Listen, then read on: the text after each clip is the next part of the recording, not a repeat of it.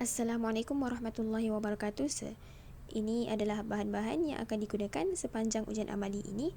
Yang pertama, telefon pintar yang saya gunakan untuk merekod video ini. Kedua, sepasang gunting. Ketiga, pembaris sepanjang 30 cm.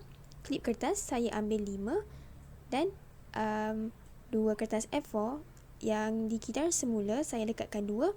Ketebalan sehelai kertas A4 ini adalah 70 GSM. Okeylah, langkah pertama untuk menghasilkan helikopter kertas ini, perlu dapatkan kertas A4. Kertas A4 ni akan dilipat 2 secara menegak. Inilah hasilnya setelah saya lipat 2 kertas A4 ni, dan saya akan gunting pada bahagian tengah ini. Inilah hasilnya setelah saya potong pada bahagian tersebut, dan saya akan lipat sebegini pada bahagian ini.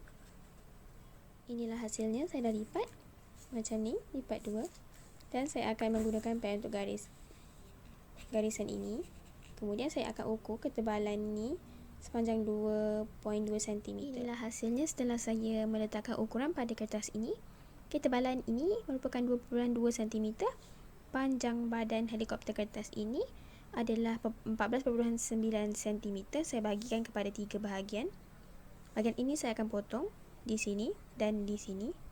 Panjang rotor ini adalah sepanjang 12.6 cm.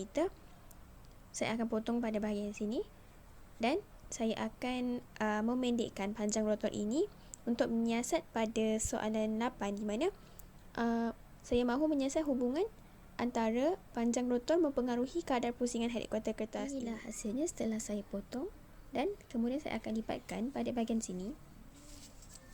Ini kemudian saya letakkan kertas pada bahagian badannya di bahagian sini. Ini ada 2 kan rotor. Satu dilipatkan pada bahagian sini. Ini dilipatkan pada bahagian sini. Ini di mana klip kertas itu diletakkan. Dan inilah hasilnya helikopter kertas. Soalan 2, saya akan merekod video gerakan helikopter kertas dan merekod masa jatuhan helikopter kertas.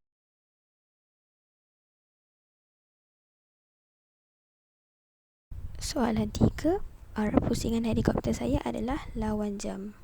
Soalan 4, anggarkan kadar pusingan helikopter. Saya merekod video secara pergerakan perlahan dan mengira bilangan pusingan helikopter lalu bahagikan dengan tempoh masa jatuhan helikopter. Soalan kelima, beri cadangan bagaimana mahu mengubah arah pusingan helikopter kertas. Sepanjang saya lakukan eksperimen ni, saya dapati arah pusingan helikopter saya adalah mengikut lawan arah jam. Jadinya, apa yang saya buat, saya ubah arah lipatan pada rotor helikopter ni. Asalnya begini, asalnya ia seperti ini. Jadi saya ubah lipatannya jadi seperti ini. Dan sebelum saya lepaskan helikopter ni, saya akan memusingkannya mengikut arah jam sedikit sebelum melepaskannya. 1, 2, 3. Ini merupakan cubaan kedua bagi mengesahkan cadangan saya untuk mengubah arah pusingan helikopter kertas ni berjaya ataupun tidak. 1, 2, 3. Ini merupakan cubaan yang ketiga bagi mengesahkan cadangan saya untuk mengubah arah pusingan helikopter kertas. 1, 2, 3. Soalan yang ke-6, beri cadangan bagaimana mahu mengubah kadar pusingan helikopter kertas ni. Jadi saya lipatkan bahagian bawah pada bahagian badan helikopter ni. Apabila saya biarkan sahaja tanpa lipatan di bawah ni, saya dapati kadar pusingan helikopter tu adalah lebih perlahan. Jadinya apabila saya melipat pada bahagian bawah badan helikopter ni, saya dapati kadar pusingan helikopter kertas ni adalah lebih laju. 1, 2, 3. Ini cubaan yang kedua. Ini merupakan cubaan ketiga untuk mengubah kadar pusingan helikopter kertas. 1, 2, 3.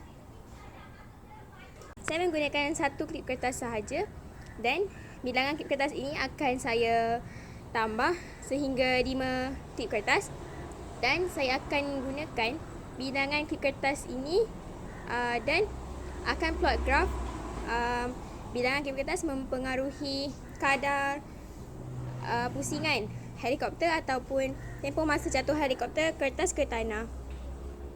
1, 2, 3. Saya menggunakan 2 klip kertas. 1, 2, 3. Saya akan menggunakan 3 klip kertas.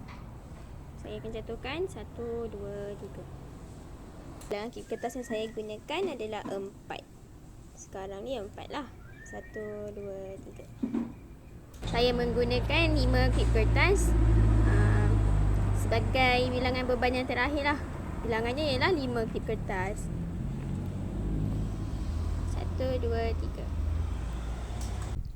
Kesimpulan saya peroleh ialah semakin bertambah berat helikopter, semakin berkurang kadar pusingan helikopter. Soalan 8, saya akan mengubah panjang rotor daripada nilai yang besar ke nilai yang kecil, tetapi untuk memplot graf panjang rotor mempengaruhi kadar pusingan helikopter, saya akan memplot nilai panjang rotor yang kecil hingga ke besar.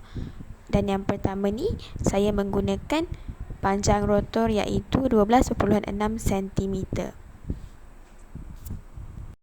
Bacaan kedua, nilai panjang rotor berubah menjadi 10.6 cm. Bacaan ketiga, nilai panjang rotor menjadi 8.6 cm. Bacaan keempat, nilai panjang rotor ialah 6.6 cm. Nilai bacaan terakhir panjang rotor ialah 4.6 cm. Kesimpulan saya perolehi ialah semakin bertambah panjang rotor, semakin bertambah kadar pusingan helikopter. Soalan 9, ciri-ciri terbaik helikopter kertas ialah mempunyai rotor yang panjang. Apabila panjang rotor helikopter kertas semakin bertambah, maka kadar pusingan helikopter juga bertambah. Ciri yang kedua ialah helikopter yang ringan. Apabila helikopter kertas semakin ringan, maka kadar pusingan helikopter kertas juga bertambah.